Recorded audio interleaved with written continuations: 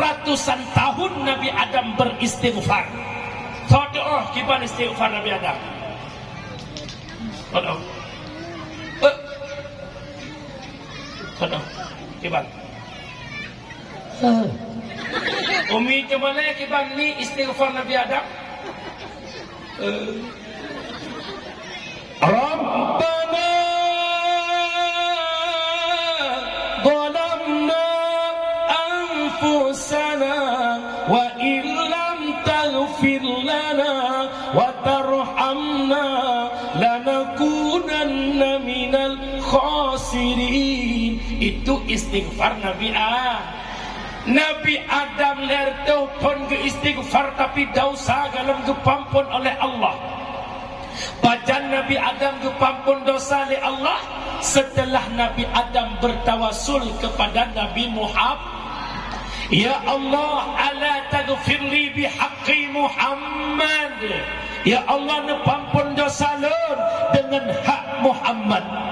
Ketanyang li Allah, Adam pat katuri digata akan Muhammad, sedangkan Muhammad belum wujud.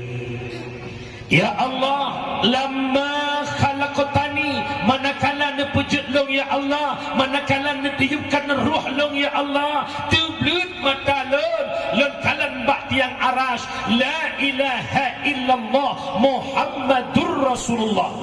Seandainya Muhammadnya hana mulia ya Allah, seandainya Muhammadnya hana berharga ya Allah, tak mungkin engkau sandarkan namamu dengan nama Muhammad. Punis oleh Allah, tasadaqta Adam, benar engkau Adam, terampuni dosa Nabi Adam berkat Nabi Muhammad. Tanda haya Nabi Muhammad. Long tanya Ba'donomi, na bangga nejek umat Muhammad, beraya na bangga. Nabi yang paling sayang umat Nabi pun nak ingat nama jamun.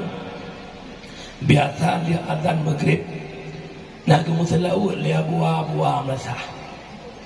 Sallallahu wa sallama ala nabi sayyidina.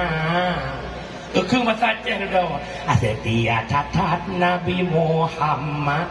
Jen urinang je. Cikun 1, 2, 3. Setia catat nekun. Bung 3 madu. Setia catat